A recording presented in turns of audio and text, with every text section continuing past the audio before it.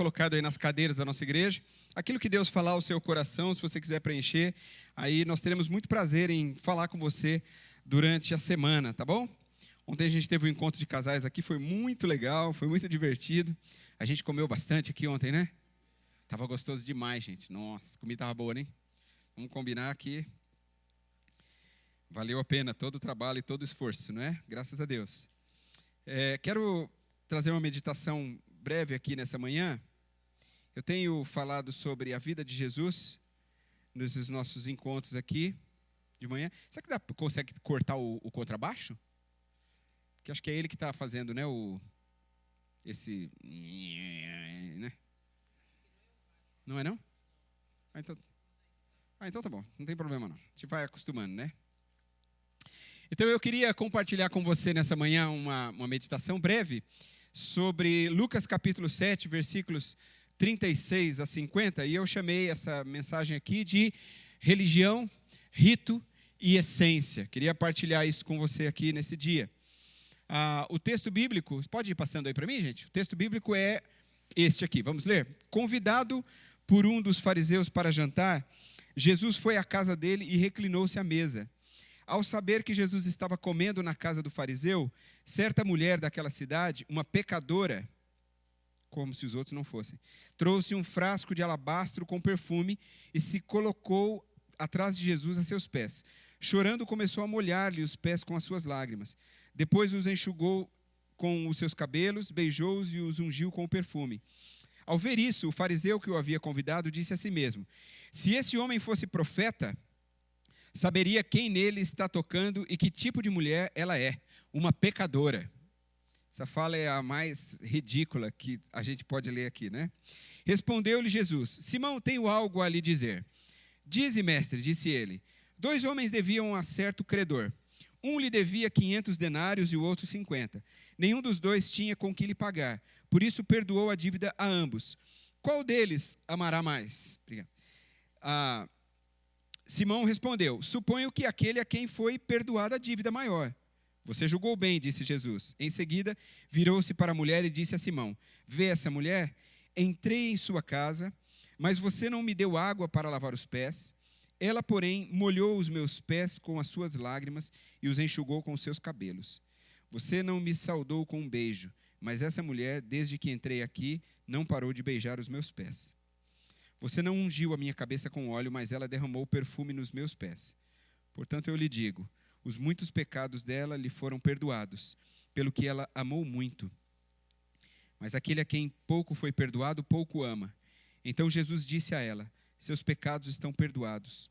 Os outros convidados começaram a perguntar: quem é este que até perdoa pecados? Jesus disse à mulher: sua fé a salvou, vá em paz. Amém? Esse é um texto muito bonito, né? Uma história muito bonita. Um dos grandes perigos relacionados à religião é o fato de que, por meio da religião, nós podemos, muitas vezes, ser conduzidos a uma mecanização dos rituais. Então, de repente, nós nos vemos fazendo as coisas por fazer, simplesmente. Então, a gente vai ao culto, vimos, né, o culto, nós lemos a Bíblia, a gente contribui, a gente serve, porque estamos simplesmente habituados a fazer isso em todo o tempo.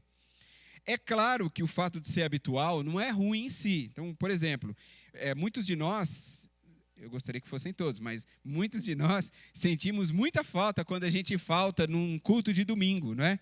Então, não sei como é com você, mas comigo, quando eu falto no domingo na igreja, é muito esquisito. Parece que o meu dia ficou um domingo meio perdido. Nem parece que é domingo. Esse dia parece qualquer coisa menos domingo, não é? É um hábito positivo que a gente tem e não tem nada de ruim nisso. A questão que eu estou colocando aqui é que a gente não pode negar que a religião nos leva muitas vezes a fazer coisas importantes, mas de formas tão automáticas que de tempos em tempos é bom a gente parar para novamente refletirmos por que é que nós estamos fazendo aquilo. Então, vez ou outra, é bom a gente dar uma pausa e pensar assim: por que eu vou à igreja todo domingo? Por que eu contribuo financeiramente? Por que eu participo de um determinado ministério? Por que eu faço isso ou aquilo relacionado à minha religião? Por que eu pratico essas coisas? De vez em quando é bom a gente voltar para esse tema na nossa mente. Outro problema está relacionado ao risco da frieza dos nossos atos. Então, a religião ela é uma ferramenta que auxilia a gente a chegar à essência, aquilo que interessa. Então, é como, desculpe o exemplo simplório que eu vou dar, mas é como apertar um parafuso com a ponta de uma faca e apertar o parafuso com uma chave de fenda, não é? Então, é bem complicado apertar com uma ponta de uma faca. Nem sempre dá certo e nem sempre vai dar o ajuste necessário. Mas quando você pega uma chave de fenda, aquela que é exatamente o tamanho daquele parafuso, então o aperto sai perfeito, não é isso? Então, a religião é como uma ferramenta que nos auxilia a chegar à essência, aquilo que é o importante, aquilo que de fato interessa. E quando a gente se esquece da importância do que é mesmo, a essência daquilo que nós estamos fazendo, aí sim a gente começa a cair na frieza espiritual e numa vida ritual sem sentido e sem relevância. E aí a gente entra naquela mecanização. A gente está fazendo mecanicamente e quando damos por conta a gente percebe que estamos fazendo e fomos e voltamos do mesmo jeito que entramos, é o jeito que saímos. E aí aquilo não valeu de nada. Isso serve para todos nós. Então, muitas vezes nós que estamos aqui, né, na operacionalização do culto, né, nessa parte operacional do culto, estamos tão preocupados com a ordem do programa, com a música que vamos cantar, com o arranjo que a gente preparou, com a parte que eu tenho que entrar com o tenor, não é? Ou as meninas aí do contralto, né? Ou o solo que a gente vai fazer, ou então eu estou tão ligado aqui que dê tudo certo ali com o que vai aparecer para vocês, com o que eu coloquei aqui, não é? Enfim, que nós nos esquecemos de ser abertos para aquilo que Deus de fato quer falar com a gente. Então, às vezes, alguma coisa vai dar errado, às vezes a música vai errar, talvez alguma coisa vai falhar aqui nas nossas estruturas, mas a gente tem que estar ligado à essência, aquilo que Deus quer falar ao nosso coração e aquilo que Ele há de transformar. Existe um episódio na Bíblia, e esse que nós acabamos de ler, de Lucas 7:36.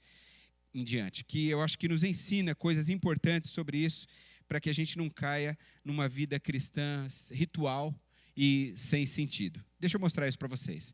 A primeira coisa que eu quero falar para vocês aqui é que quando o ritual... Ajuda eu aí, gente, que não está passando, tá? Quando o ritual se torna vazio. Quero pensar sobre isso em primeiro lugar. O texto que a gente leu conta que um fariseu chamado Simão, ele convidou Jesus para jantar na sua casa e Jesus aceitou o convite dele, não é o que a gente leu. Então, era hábito comum, depois da reunião da sinagoga, convidar aquela pessoa que havia palestrado para jantar na casa de um dos fariseus. Embora isso não seja o caso desse texto aqui, isso era um costume deles. E Jesus, ele era um mestre, né? E ele já havia falado na sinagoga, ele já tinha sido ouvido e a sua fala já havia sido respeitado pelos estudiosos, né?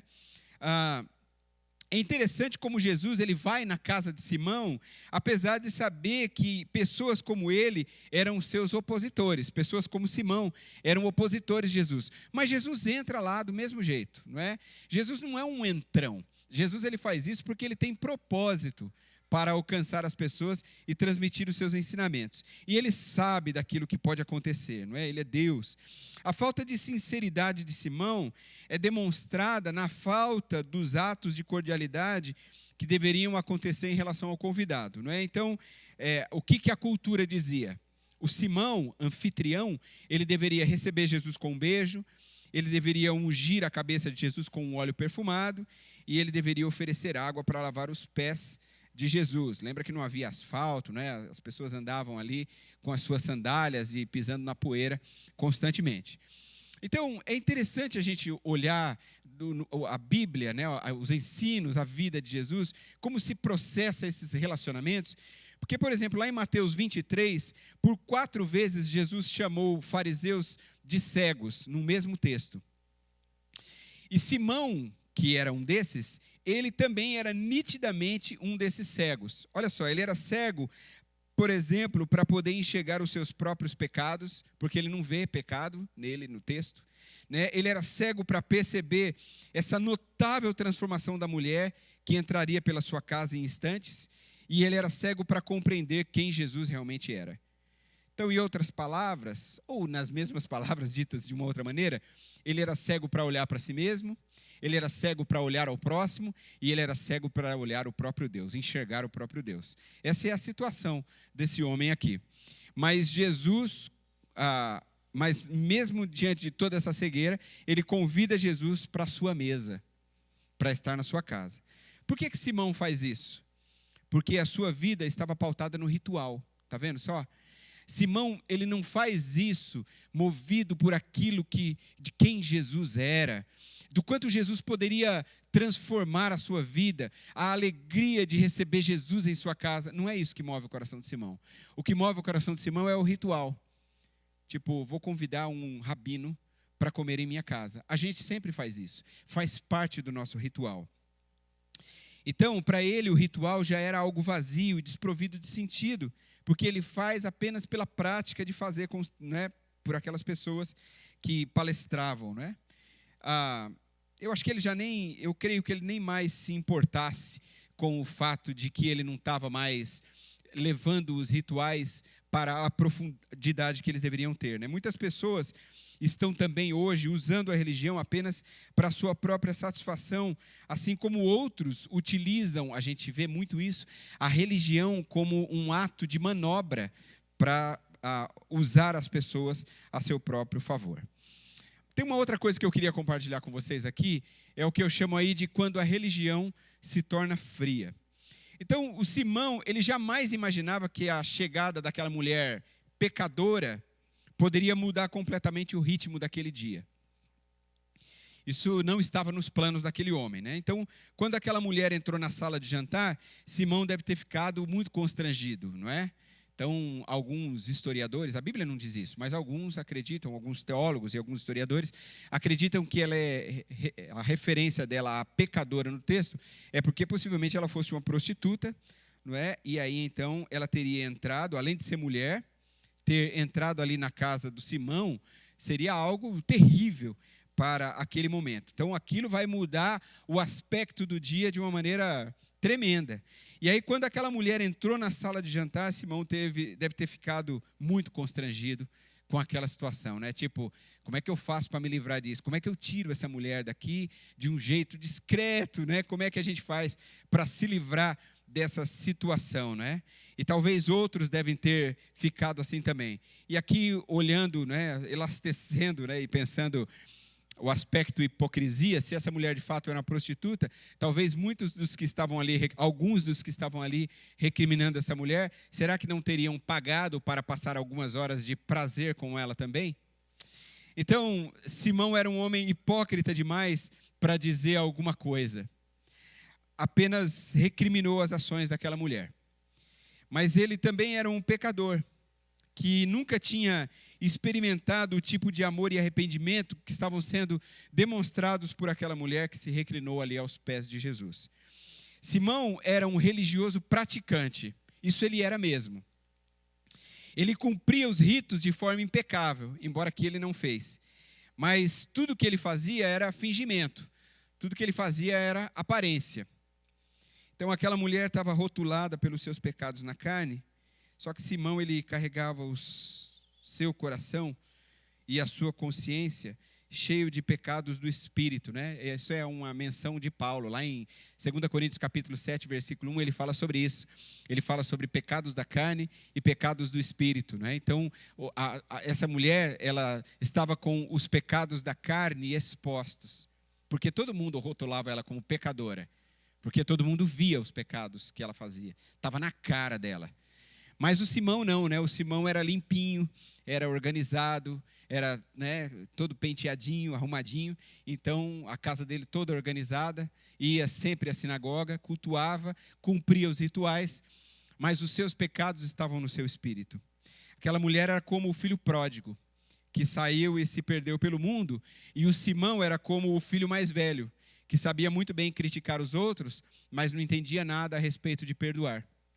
Então é como se os ensinamentos das parábolas se entrelaçassem aí com a vida das pessoas. Aquela mulher não entrou ali porque ela queria sentar-se à mesa. O problema dela não era fome, ela não queria comer ali. Ela foi apenas porque queria estar humildemente prostrada aos pés de Jesus. ela foi onde Jesus estava, sem se importar com o local e com as pessoas que estivessem ao seu redor, e nem mesmo com os seus próprios pecados e colocá-los ali à mostra de todos, porque todo mundo sabia. Então ela faz por amor tudo que Simão não havia feito por conta de um coração que estava frio e endurecido. Ela lavou os pés de Jesus com as suas lágrimas, não é? E ela enxugou com os seus cabelos. E ela beijou os pés de Jesus e derramou neles um perfume caro. Interessante, não é? Essa foi a maneira dela reconhecer e demonstrar que Jesus era o seu Senhor e Salvador. Percebe o nível de humilhação, submissão que essa mulher se coloca? Ela chora aos pés de Jesus, enxuga os pés de Jesus com os seus cabelos, que possivelmente vão ficar sujos com a poeira que está no pé de Jesus. Ela derrama nos pés dele um perfume caro, interessante, não é? Vamos pensar de novo aqui, se ela era uma prostituta, se de fato fosse, então o dinheiro que ela ganhou possivelmente tenha sido por meio da prostituição, e com o dinheiro que ela ganhou, ela comprou o perfume que ela derramou nos pés do Senhor Jesus. E Jesus consentiu com a sua doação. Isso não é algo que a gente deveria atentar com mais cuidado? Então, o que a gente aprende aqui?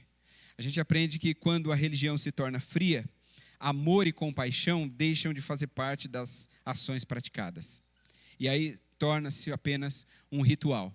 E aí nós nos esquecemos da compaixão, nós nos esquecemos de que Jesus está trabalhando, e aí eu queria que você pensasse neste culto, você pensasse nas celebrações que fazemos, no culto dessa noite, que quando a gente estiver aqui, que eu sei que está tudo programado, já está tudo organizado para que aconteça tudo dentro do que a gente programou para a noite, não é? Os irmãos que vão trabalhar ali à porta, o pessoal que vai estar no som, a gente que vai cantar, todo mundo que está aqui, está todo mundo preparado para a noite. Mas que a gente entre por essa porta dizendo assim: Deus vai falar ao meu coração. O amor de Jesus Cristo vai se espalhar aqui. A compaixão do Senhor por meio da sua palavra e das letras das canções vão tocar o nosso coração. Que Deus comece a trabalhar na minha vida, que Deus faça algo extraordinário. Acho que a gente deveria iniciar os nossos cultos com esse espírito, não é? Com essa oração no nosso coração, assim: Deus, fala comigo. Eu venho aqui todo domingo. E os rituais aqui se repetem todos os domingos. Mas que nessa noite, e depois em cada uma depois dessa, o Senhor fale comigo e eu saia daqui movido por aquilo que o Senhor há de fazer na minha vida. Então, é isso que o Simão não fez, mas foi isso que essa mulher fez. Ela entrou ali, quebrou todos os rituais, mas ela dizia o seguinte: eu quero me aproximar do Mestre. E finalmente, a última coisa que eu quero dizer é quando a essência é o que realmente importa. O que é que acontece quando a essência é o que realmente importa? É claro que Jesus sabia o que Simão estava pensando, claro. A maneira de colocá-lo ali para refletir sobre as intenções do próprio coração foi contando uma parábola a respeito da extensão do perdão de Deus aos nossos pecados. Não vou focar aqui na parábola, né? Isso aí eu prego na série de mensagens minha das parábolas, mas a maneira que Jesus coloca reflete as intenções do coração de Simão. Então Jesus diz abertamente para Simão e para os seus convidados como esse foi um péssimo anfitrião quando ele deixa de cumprir as regras normais de cortesia e hospitalidade, né? E Simão, ele não pode negar que isso era verdade. Gente, Jesus está mesmo preocupado que alguém lave o pé dele, né? Que alguém derrame óleo sobre ele? Jesus está preocupado com isso? Jesus vai ficar sentidinho porque alguém não fez isso? É óbvio que não, não é? Mas Jesus se vale de tudo isso para mostrar: você é tão religioso, Simão, mas você está esquecendo completamente do que é mais importante, da essência, do amor e da compaixão, daquilo que eu quero e posso fazer na vida das pessoas. Será que nós iríamos gostar se os nossos pecados fossem expostos em público no próximo culto, no domingo, na nossa igreja? Eu acredito que nenhum de nós gostaríamos, não é? Então Jesus deixa Simão muito encabulado diante daquela circunstância. Mas a gente deve sempre lembrar que Jesus conhece todas as nossas falhas, né? Isso também deve servir para a gente aqui, olhando para esse texto. E aí, de repente, depois da parábola contada e da repreensão aplicada ali no Simão, Jesus olha para aquela mulher e diz assim: os seus pecados estão perdoados. E lá no final do texto ele diz: a sua fé a salvou, vá em paz. Essas são as palavras de Jesus a ela. É interessante como, na verdade, aquela mulher pecadora, ela cumpriu esses rituais de hospitalidade para Jesus que Simão tinha que ter cumprido, não é? Não é interessante pensar nisso? Simão tinha que ter cumprido isso, mas mas ele não fez. E quem cumpriu os rituais foi a mulher. Isso é muito interessante, não é? Mas a sinceridade do coração dela, movido por um sentimento de arrependimento verdadeiro, arrependimento genuíno, fez com que tudo o que aconteceu desse ao rito e à religião o verdadeiro sentido. Porque o que valia ali era a essência dos atos praticados. Então, quando a gente pratica atos voltados para a essência, para o primordial, para o que o Senhor de fato quer fazer na nossa vida, a religião ganha sentido. Então, dizer assim, você é um religioso? Sim, eu sou um religioso. Você é de algum... Já ouviu essa pergunta, né? Você é de alguma religião, né? Essa pergunta não soa assim, parecido com tipo, para que time você torce, não é? Você é de alguma religião? E aí você pode dizer, sim, eu faço parte da religião cristã. A minha religião é a cristã. Eu sou adepto ao cristianismo. É uma religião. E não tem nenhum problema nisso. A questão é a essência, né? Então, se nós estamos focados na essência, a religião faz sentido. Por isso que quando a gente vê algumas religiões movidas pelos seus ritos, e elas não mudam aquilo nunca, então você pode começar a ficar preocupado. Então, se a gente fala assim, gente, é aquelas coisas assim, antes nós tínhamos bancos aqui e trocamos por cadeiras. Puxa, mas os bancos, né, tem tanto a cara da igreja e tal, eles foram uma bênção para nós, mas mudamos por cadeira porque é algo dos dias de hoje, não é? Então, depois a gente tinha equipamentos, usávamos tipos de equipamentos na igreja, e com o passar dos anos mudamos, não é? Por quê? Porque essas coisas podem mudar. Então, de repente, nós resolvemos um dia que mudar a ordem do nosso culto. Então, um dia nós só cantamos cânticos, um dia só cantamos hinos. Isso a gente pode mudar, porque nós não queremos fazer as coisas, porque sempre fizemos assim. Então, é o rito, a gente segue isso e a gente acredita que tem que ser sempre assim. Mas quando o nosso coração está aberto para focar na essência, no que Deus de fato quer fazer no nosso coração, neste tempo, para este povo, então nós abrimos esse leque, a nossa mente se expande, e aí nós estamos abertos para deixar Deus atuar por meio de todas as coisas. E aí a religião e os rituais da religião ganham o verdadeiro sentido. Então a gente tem que pensar sobre essas coisas. Então não foram as lágrimas daquela mulher que salvaram a sua vida, mas foi a fé em Jesus como seu Salvador. Não foi o perfume que ela derramou nos pés de Jesus, e nem os beijos que ela deu aos seus pés, mas foi quando ela derramou o seu coração e quando ela fez essa entrega total. Isso é que transformou a sua vida naquele dia, naquele encontro. Percebe? Não foram os rituais que ela fez, mas os rituais que ela cumpriu ali, que deveriam ter sido cumpridos por Simão, demonstraram o nível do seu arrependimento. Ela quebrou o padrão, porque não era ela que tinha que fazer, está vendo? Mas ela fez os rituais da religião, porque ela foi movida por um outro sentimento, o sentimento que estava no seu coração de derramar-se aos pés de Jesus. É interessante pensar como essa mulher lava os pés de Jesus com as suas lágrimas e enxuga com os seus cabelos, não é? Eu não tive como não fazer o teste. Eu fui e molhei a mão assim, bastante debaixo da água essa semana enquanto fiz essa meditação. E aí passei bastante a mão no cabelo para ver. Realmente secam as nossas mãos. Tá bom, desculpa. Mas eu queria viver a minha pregação na intensidade, né? Foi igual quando eu preguei sobre o grão de mostarda. Depois daquele dia, eu comecei a comer mostarda. Eu não gostava de mostarda. Mas aí eu falei, vou comer mostarda várias vezes depois que eu estudei a parábola. E aí eu peguei gosto naquilo e sempre que vou comer um lanche, sempre peço ketchup e mostarda também, não é? Aprendi a gostar daquilo. Mas é interessante a gente pensar como essa mulher lava os pés de Jesus com suas lágrimas e enxuga com seus cabelos, não é? Uma mulher jamais, por exemplo, poderia soltar os cabelos em público naquela cultura. Então, está vendo quanta quebra de paradigma? Mas ela rompe com a regra, com o rito vazio e com a frieza da sua religiosidade para demonstrar aqui sincero arrependimento e esse profundo amor e gratidão devotados a Jesus de Nazaré. Então, como é bom a gente olhar para essa história, né? E como, sem dúvida, eu acredito que seja uma das mais belas histórias que a Bíblia nos conta. Eu quero concluir aqui com duas colocações. A primeira é a seguinte: o que é que nós aprendemos com essa história? Aprendemos que a religião é apenas um meio e não um fim. Então, Simão não fez o que deveria fazer, enquanto a mulher fez o que nem era o seu dever fazer. O que moveu o coração dela não foi a religião, não foram os rituais, mas o amor por Jesus e o reconhecimento dos seus pecados. Isso muda tudo. É interessante porque na história nós não vemos nem o nome da mulher. Como ela chama? Não é interessante pensar nisso? Ela é chamada apenas de pecadora. Mas o nome do fariseu é citado.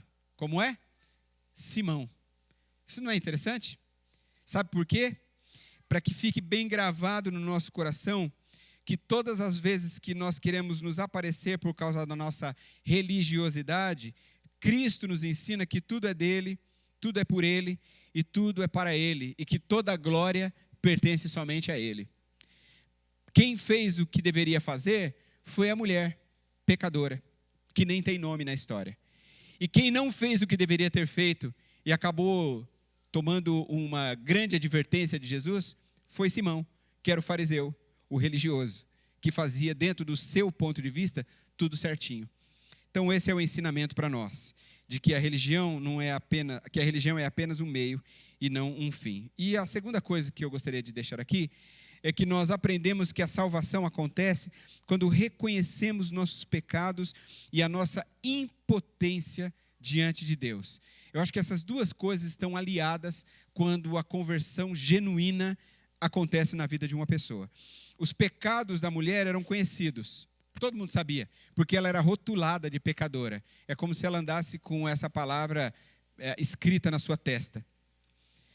Mas os pecados de Simão estavam ocultos de todos, não é? Mas de Deus não. Na verdade, os dois estavam falidos, tanto a mulher pecadora quanto Simão.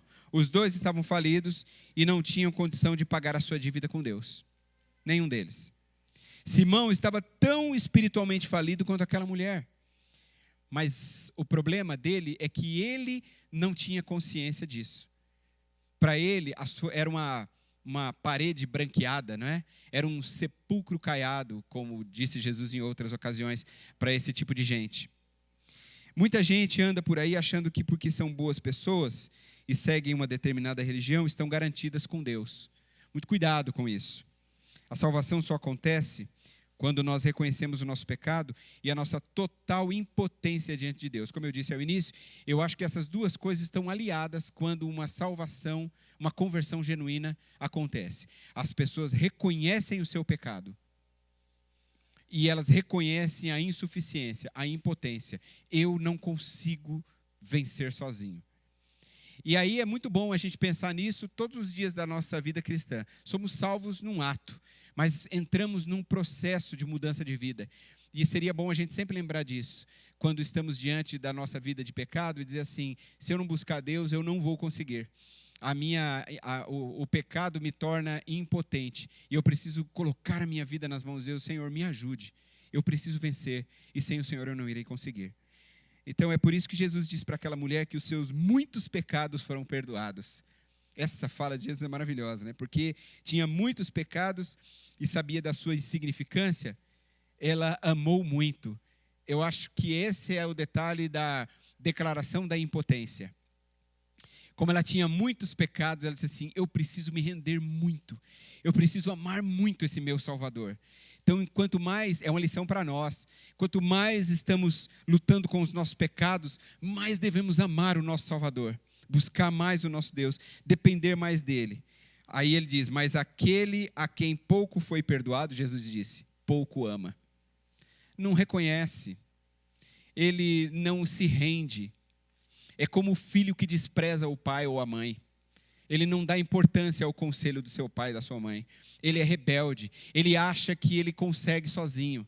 Ele não demonstra amor. Ele diz às vezes que ama. Ele volta para casa todo dia.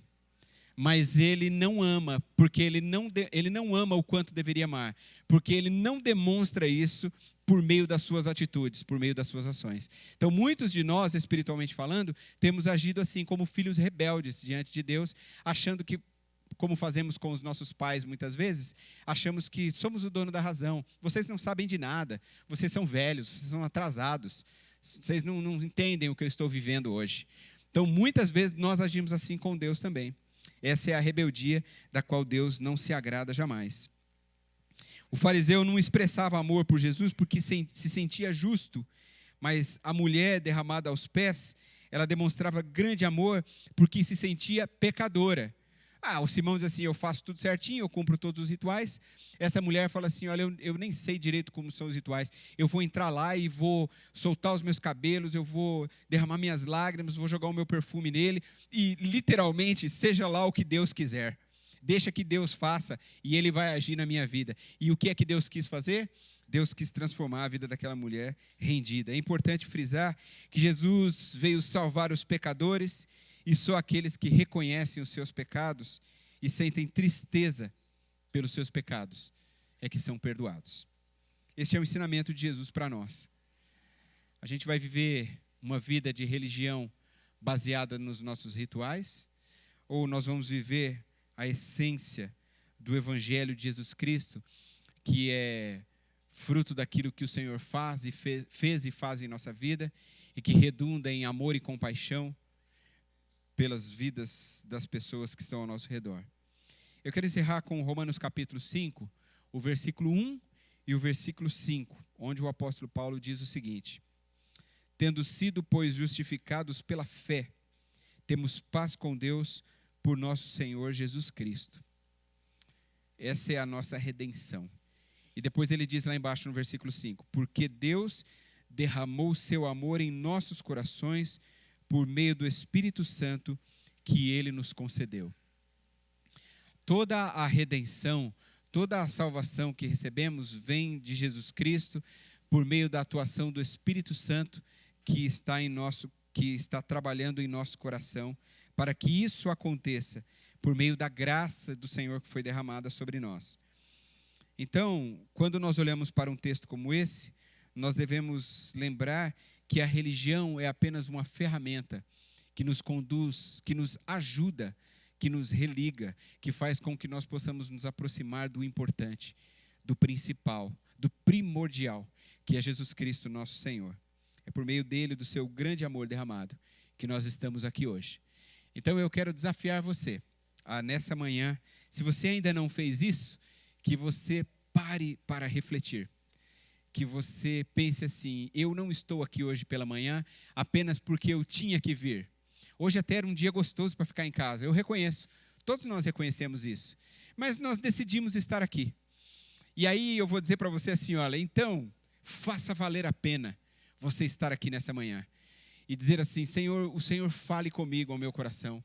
Que agora, em todo tempo de celebração, quando nos reunirmos como igreja, quando eu me sentar para fazer o meu devocional, quando eu for orar ao Senhor, quando eu for dedicar aqui o meu serviço aqui na obra de Deus, seja no ministério no qual você estiver inserido, quando eu estiver lá na reunião do meu pequeno grupo, que este seja um momento, uma oportunidade especial de desfrutar da presença de Deus. Quando estiver numa reunião informal com os irmãos, quando nós terminarmos um culto e estivermos juntos, celebrando a comunhão, conversando, sorrindo ou comendo, seja o que fizermos, que seja cada um desses momentos, não um ritual, não apenas porque somos cristãos, porque somos religiosos, mas porque Jesus está presente, porque a presença dele é a grande diferença, porque o Espírito Santo de Deus está movendo os nossos corações.